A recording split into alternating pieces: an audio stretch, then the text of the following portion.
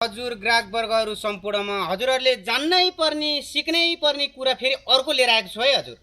हामीले बाइक चलाउँदा बाइकको चाहिँ उकालोमा जाँदा जब हामीले उकालोमा चलाउँछौँ घ्यार्र गर्ने घ्याटा आवाज आउने उकालो चढ्दा त्यसको समस्या चाहिँ के कारणले हुन्छ भने त्यसको चाहिँ जुन चेन घुम्ने चेनको चाहिँ अगाडि स्पोकेट खियो भने त्यो समस्या देखाउँछ। मेरो जहाँसम्म लाग्छ मलाई त्यो अगाडि स्पोकेट खेरै त्यो समस्या छ होला भन्ने लागेको छ। भर्खर मैले चेक गरेर आएँ, जब म उकालो चलाएँ घ्याटा आवाज आयो। त्यसैले म हजुरलाई यो देखाउँदैछु। कति कुराहरू हाम्रो कस्टमरले नै आफै जान्नुपर्ने हुन्छ। त्यसैले बाइक बनाउँदा चाहिँ अलि जान्ने राम्रो ठाउँमा अलिकति जानेको ठाउँमा चाहिँ देखाउनु होला। त्यो भएपछि सधैँ एकै ठाउँमा देखाउनु होला। त्यो एकै ठाउँमा हामीले बाइक बनाउने गर्दाखेरि धेरै राम्रो हुन्छ हजुर। एकै ठाउँमा देखाउँदाखेरि सबै कुरा जानकारी हुन्छ है त हजुर। म अब हजुरलाई त्यसको बारे जानकारी गराउँदैछु है त हजुर।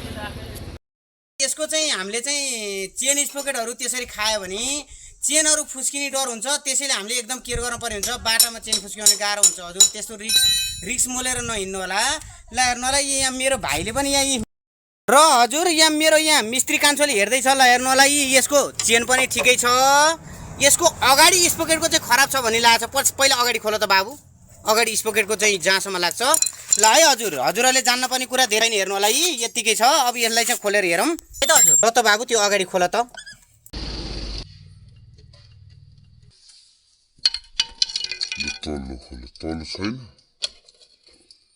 हजुर। ल हेर्नुहोस् त, ल हेर्नुहोस् हजुर, मैले जानकारी गराएको थिएँ नि हजुरको। त्यो अगाडिको स्पोकेट खायो होला भने हेर्नुहोस् त, यसरी दाँती नै खान्छ हजुर। अब यसको चाहिँ अगाडि मात्र फेर्ने कि पछाडि कस्तो छ हेर्दैछौँ हजुर।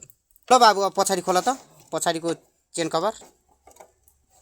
ल हेर्नुहोस् हजुर, पछाडिको यतिको छ हजुर। यतिकोमा उहाँले चाहिँ मेरो चेन सर्ट फेर्न पऱ्यो के छ कसो छ भन्ने कुरा आयो। अहिले मैले देखाएपछि उहाँलाई चाहिँ मैले भने कि सेटै फेर्दा धेरै खर्च आउँछ हजुर। अहिलेको लागि चाहिँ अगाडि पछाडि हेर्नुहोस् त, यस्तो राम्रो दाँती छ। हामीले अहिले अगाडिको स्पोकेट फेरेर काम चलाउँछौँ भन्दा यति अगाडिको हामीले स्पोकेट फेर्दा पनि हजुर धेरै खर्च बच्यो नि त हजुर। अब पछाडिको सेटै फेर्दा धेरै खर्च आउने भयो। अहिले हामी उहाँको अगाडि हालेर पठाइदिन्छौँ स्पोकेट। ल हेर्नुहोस् हजुर, पुरानो स्पोकेट यसरी खिएको छ हेर्नुहोस् त, नयाँ स्पोकेट यस्तो छ। ल हेर्नुहोस्, अब हामी अहिले उहाँको चाहिँ अगाडिको स्पोकेट मात्र हालेर काम चलाइदिन्छौँ। उहाँको खर्च पनि बच्ने भयो हजुर।